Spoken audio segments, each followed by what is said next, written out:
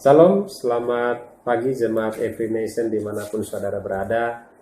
Kita sudah hampir kurang lebih 3 bulan ini beribadah dari rumah, ibadah online, dengar renungan firman Tuhan juga online. Saya percaya kita terus bertumbuh dalam kasih, pengenalan akan Tuhan, dan kita tetap berapi-api, tetap haus dan lapar akan kebenaran firman Tuhan. Hari ini saya akan sampaikan renungan firman Tuhan dengan judul Iman yang Menggerakkan Hati Tuhan. Iman seperti apa yang dapat menggerakkan hati Tuhan? Kita akan belajar hari ini dari 3 cerita, tempatnya sama tetapi situasi yang berbeda-beda. Jadi kita akan belajar seorang perwira yang hambanya sakit dan disembuhkan oleh Yesus. Kemudian ada orang lumpuh yang disembuhkan dan ada wanita yang pendarahan yang disembuhkan oleh Yesus. Ini adalah 3 tokoh yang berbeda-beda, tetapi respon mereka sama, dan kita akan belajar bagaimana respon mereka, bagaimana iman mereka ini yang menggerakkan hati Yesus untuk melakukan sesuatu, mujizat terjadi dalam kehidupan mereka. Kita akan belajar firman Tuhan itu dari Matius 8 ayat 5 sampai ayat 10. Saya akan bacakan. Ketika Yesus masuk ke Kapernaum, datanglah seorang perwira mendapatkan dia dan memohon kepadanya, "Tuan, hambaku terbaring di rumah karena sakit lumpuh, dan ia sangat menderita." Yesus berkata kepadanya, "Aku akan datang menyembuhkannya." Tetapi jawab perwira itu kepadanya, "Tuan, aku tidak layak menerima Tuan di dalam rumahku. Katakan saja sepatah kata, maka hambaku itu akan sembuh. Sebab aku sendiri seorang bawahan, dan di bawahku ada pula prajurit. Jika aku berkata kepada salah seorang prajurit itu, 'Pergi,' maka ia pergi, dan kepada seorang lagi, 'Datang,' maka ia datang. Ataupun kepada hambaku, 'Kerjakanlah ini,' maka ia mengerjakannya." Setelah Yesus mendengar hal itu, heranlah ia dan berkata kepada mereka yang mengikutinya, "Aku berkata kepadamu, sesungguhnya iman sebesar ini tidak pernah aku jumpai pada seorang pun di antara orang Israel." Kisah yang kedua terambil dari Markus 2 ayat 1 sampai ayat yang kelima. Kemudian sesudah lewat beberapa hari, waktu Yesus datang lagi ke Kapernaum, tersiarlah kabar bahwa ia ada di rumah. Maka datanglah orang-orang berkerumun sehingga tidak ada lagi tempat, bahkan di muka pintu pun tidak. Sementara ia memberitakan firman kepada mereka, ada orang-orang datang membawa kepadanya seorang lumpuh, digotong oleh 4 orang, tetapi mereka tidak dapat membawanya kepadanya, karena banyak orang itu. Lalu mereka membuka atap yang ada di atasnya.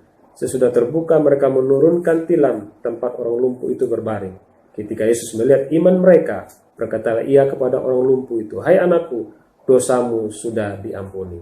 Kisah yang ketiga terambil dari Matius 9 ayat 20 sampai ayat yang ke-22.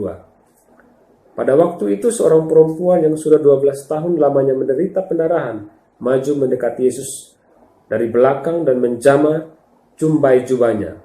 Karena katanya dalam hatinya, "Asal ku jamah saja jubahnya, aku akan sembuh."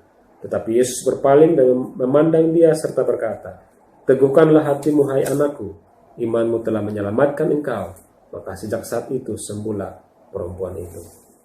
3 kisah ini ada satu persamaan dan 3 situasi yang berbeda. Persamaannya mereka ada di kota yang sama, yaitu kota Kapernaum. Kemudian mereka punya situasi atau kondisi yang berbeda satu dari yang lain. Dari kisah yang pertama, seorang perwira yang hambanya sakit. Kita belajar yang pertama bagaimana iman kita, sikap kita atau respon kita dapat menggerakkan hati Tuhan. Yang pertama, iman yang mengerti otoritas Tuhan Yesus dan percaya sepenuhnya pada otoritas tersebut. Perwira ini paham apa itu otoritas. Dia mengerti bagaimana otoritas bekerja. Karena dia adalah seorang perwira dari Kekaisaran Romawi, dia mengerti betul apa itu otoritas. Apa yang dikatakan oleh kaisar, tidak satu orang pun yang dapat membatalkannya.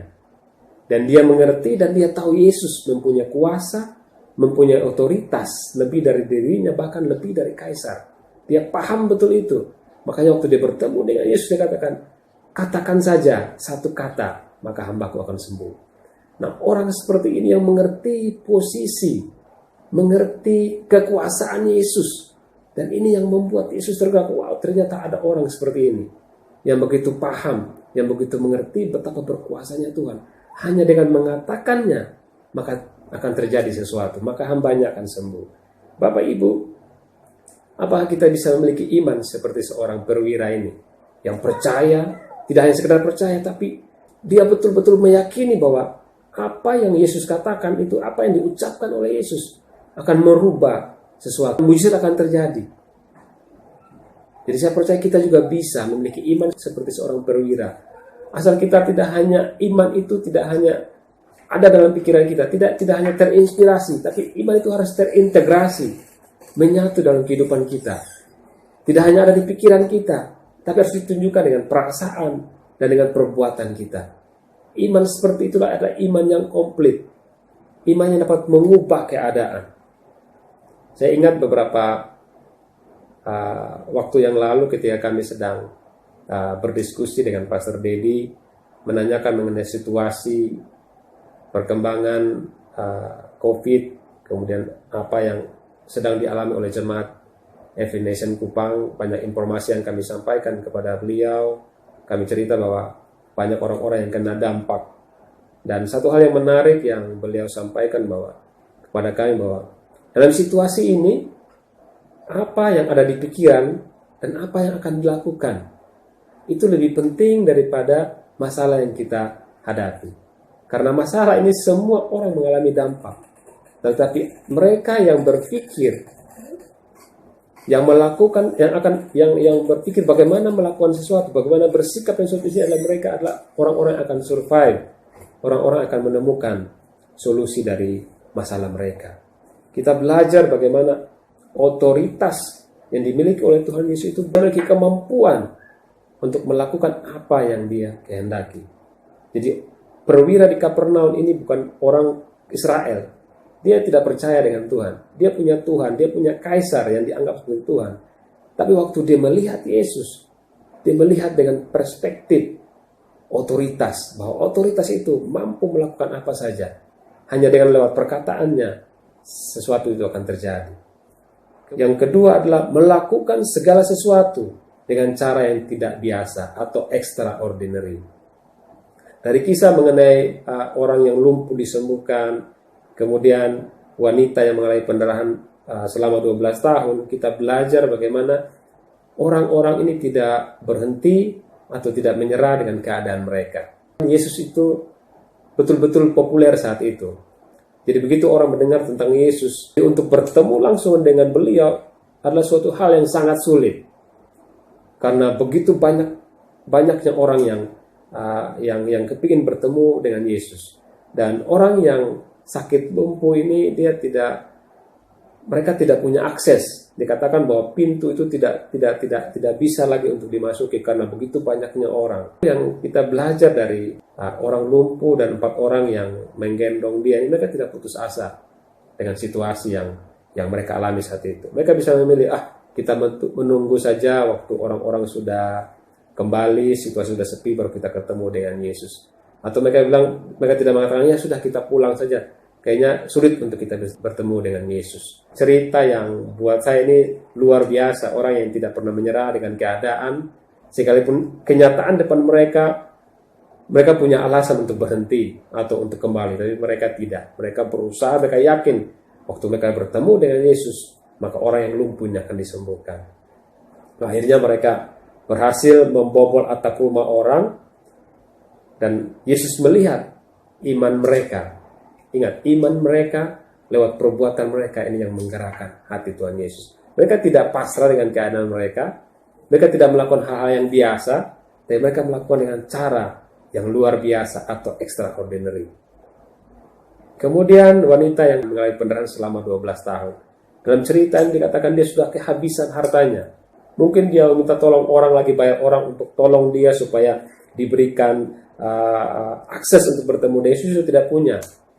Bahkan di zaman itu wanita yang sakit pendarahan itu dianggap najis.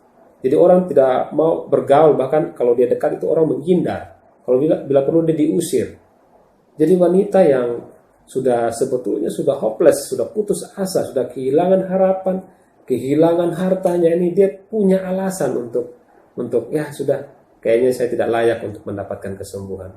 Tapi dia tidak berhenti, Bapak. Dia tidak menyerah karena keadaan. Dikatakan di sini, asal ku jamah saja jubahnya. Dia tidak perlu bertemu dengan Yesus, dia tidak perlu bertatap muka dengan Yesus. Dia bilang, asal ku jamah saja jubahnya.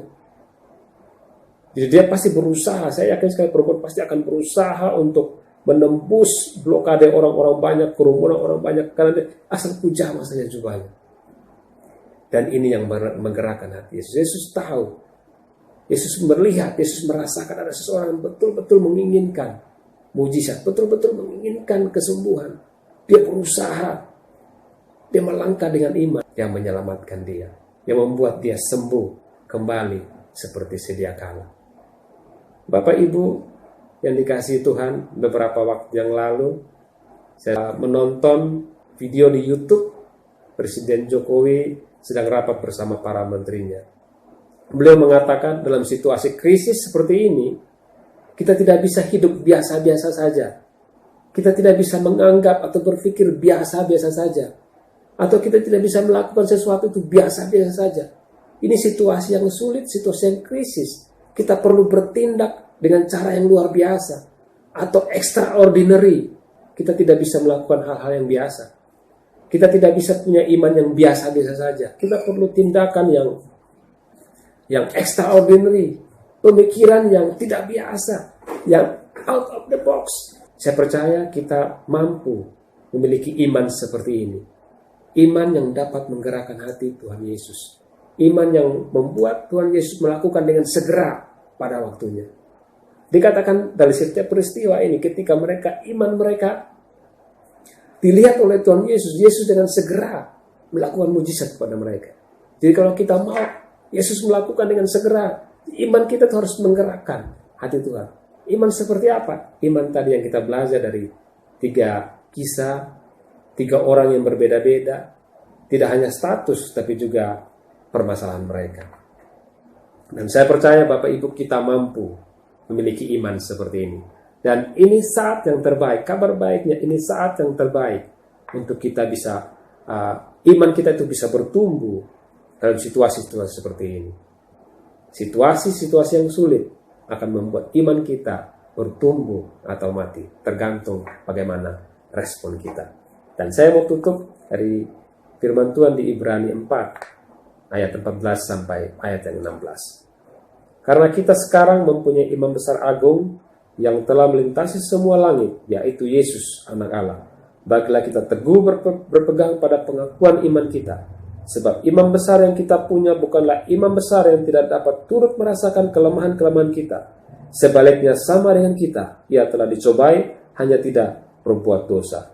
Sebab itu marilah kita dengan penuh keberanian menghampiri tahta kasih karunia, supaya kita menerima rahmat dan menemukan kasih karunia untuk mendapatkan pertolongan kita pada waktunya. Kita punya imam besar yaitu Yesus Kristus. Dia tidak hanya berada jauh di surga saja. Dia tidak hanya berada jauh atau cerita masalah, tapi dikatakan di sini, dia juga turut merasakan kelemahan-kelemahan kita. Dia adalah sahabat yang sejati. Dia berada di setiap waktu kehidupan kita. Dia berada di setiap masa kehidupan kita. Dia Tuhan yang peduli dengan keadaan kita. Oleh karena dikatakan di sini, marilah kita dengan penuh keberanian datang kepada tahta Allah. Apapun situasi kita, apapun masalah kita, apapun pergumulan kita, bangkit. Dikatakan kita akan mendapatkan rahmat, mendapatkan pertolongan kita pada waktunya. Rahmat itu berbicara mengenai hikmat yang akan Tuhan berikan kepada kita. Dia akan beri kita strategi.